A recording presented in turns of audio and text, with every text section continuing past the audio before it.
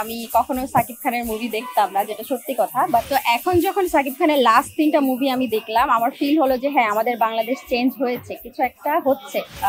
আমার পার্টনার আছে, আমার সুগার ড্যাডির প্রয়োজন নাই। এটা মূলত আমার শখ থেকে। আমি যখন স্কুল কলেজে পড়তাম, তো যখন আমি বিভিন্ন ক্যাটালগ দেখতাম বা টিভি দেখতাম, তো তখন ওখান থেকেই মানে মনে মনে ভাবতাম যে হ্যাঁ, আমি এরকম কাজ করব, সবাই আমাকে চিনবে, দেখবে, এটা টাইপের একটা ফ্যাসিনেশন আমার ভিতরে থাকতো।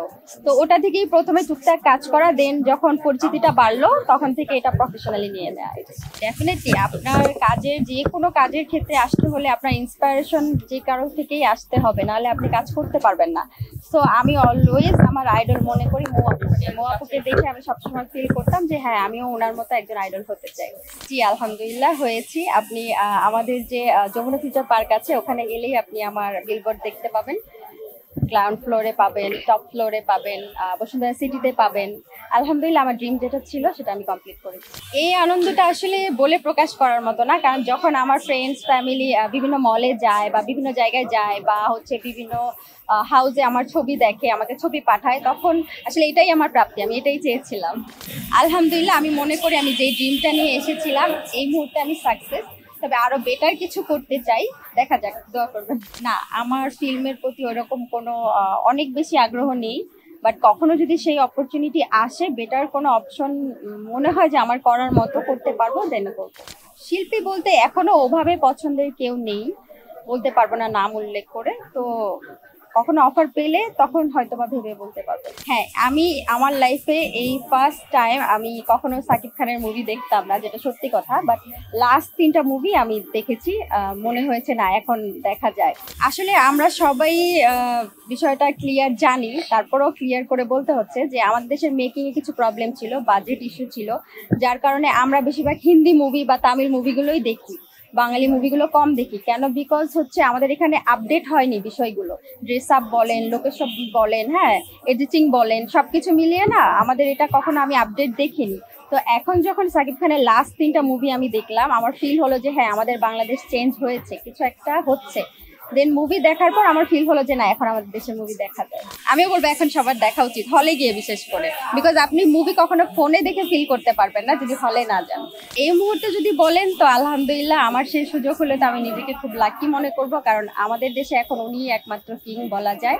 আর যেহেতু আমি বললাম যে আমি নিজেই আগে দেখতাম না, এখন তাকে আমি দেখি, ভালো লাগে। সো ডেফিনেটলি এখন যদি সে আমাকে অফার করে, আমার না করার কোনো অপশন না। না, আজকের আমার এই পোশাকটাও স্পন্সার, বিকজ হচ্ছে এটাই হচ্ছে আমাদের প্রাপ্তি। এমন না যে আমরা ড্রেস কিনতে পারবো না, এমন না যে আমরা ড্রেস কিনতে চাই না।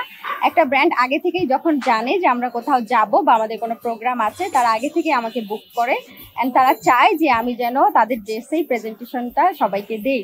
যেমন এই মুহূর্তে আপনারা যে ইন্টারভিউটা নিচ্ছেন, আপনাদের মাধ্যমে সবাই জানবে যে এটা আসলে কোথাকার ড্রেস বা কে মেক করেছে, এই জিনিসটাই তারা চায়, যার কারণে আমরাও তাদের হেল্প করি, তারাও আমাদের হেল্প করে। প্রাইসটা আসলে ভাই আমি বলতে পারবো না, কারণ আমাদের তো মেজারমেন্ট নিয়ে ড্রেস মেকিং করে পাঠানো হয়। সো ড্রেসের প্রাইসটা আমাদের জানা হয় না, তো প্রাইসটা জানতে হলে ওদের সাথে যোগাযোগ করতে হবে। না, এটা একদমই ভুল কথা। সবাই ফ্রি পায় না। যেমন আপনি যখন একটা মোটামুটি ভালো পজিশনে চলে যাবেন, ওই যে বললাম যে ব্র্যান্ডরা আপনাকে খুঁজে নিবে। এখন আপনার এখানে যদি আপনার 10টা মডেল থাকে, আপনি 10টা মডেলকে কিন্তু স্পন্সর ড্রেসে পাবেন না, বিকজ স্পন্সর ড্রেস পাওয়ার জন্য ওইখানে একটা প্ল্যাটফর্ম আপনার দরকার। তো আপনি সেই যোগ্যতাটা যখন ওন করে ফেলবেন, তখনই আপনি সেটা পাবেন। সবাই কিন্তু এই অপশনটা পাবে না। অনেকেই বলে যে মিডিয়াতে নিজের জায়গা শক্ত করতে বা চূড়ান্ত পর্যায়ে পৌঁছালে সুগার ড্যাডি মেনটেন করতে হয়, এই বিষয়টা আপনি জানেন কিনা এবং আপনি সুগার ড্যাডি মেনটেন করেন কিনা জানতে চাই। না, কখনোই না, বিকজ আমার পার্টনার আছে, আমার সুগার ড্যাডির প্রয়োজন নাই, কারণ আমার ফ্যামিলি স্টেবল, সেটা কখনোই প্রয়োজন পড়ে না। আর এখানে 2 ধরনের মডেল আছে যারা আসে সুগার ড্যাডি পিক করার জন্য, ইভেন লাক্সারিয়াস লাইফ ক্রিয়েট করার জন্য, তাদের মেইন ফোকাস হচ্ছে ওটাই। আর আরেক ধরনের মডেলস আছে যারা আসে কাজের মাধ্যমে নিজেকে প্রেজেন্ট করার জন্য, পরিচিতি বাড়ানোর জন্য, যেন দেখলে বলেন যে না, ওনার কাজ আমি দেখছি, ভালো লাগছে, এতটুকুই হচ্ছে মডেলদের প্রাপ্তি। মডেলরা কখনোই লাক্সারিয়াস লাইফও চায় না, ইভেন সুগার ড্যাডিও চায় না। আমার ভক্ত সবাইকে আমি বলবো যে এই মুহূর্তে যেহেতু আমাদের দেশের অবস্থা খারাপ, সবাই আসলে যাই করবেন ভেবেচিন্তে করবেন, কারণ তাড়াহুড়ায় কোনো ডিসিশন নিবেন না, আর হুজুকে কান দিবেন না, আর এমন কিছুকে আপনারা ভাইরাল করবেন না যেটার কোনো প্রয়োজনই নেই। হ্যাঁ, আমরা কিন্তু ইদানিং এই কাজটাই করি যে যে কেউই মডেল বলে চলে আসতেছে, আসলে আপনারা যাচাইও করছেন না যে সে আসলে মডেল কিনা, বাট নাম লাগিয়ে দিচ্ছেন মডেল। এতে নাম কাদের খারাপ হচ্ছে? আমাদের। বাট আমরা সেটা আসলে চাই না। তো আমার একটা রিকোয়েস্ট থাকবে, আপনারা আগে দেখবেন যে সে কে, তার প্রফেশন কি, সে কি করে, দেন আপনারা টাইটেল সেট করে তাদের নিয়ে কথা বলে আমাদের কোনো আপত্তি নেই। But end of the day আপনারা এটাও চিন্তা করতে হবে যে ওখান থেকে আমরা কিছু শিখতে পারছি কিনা।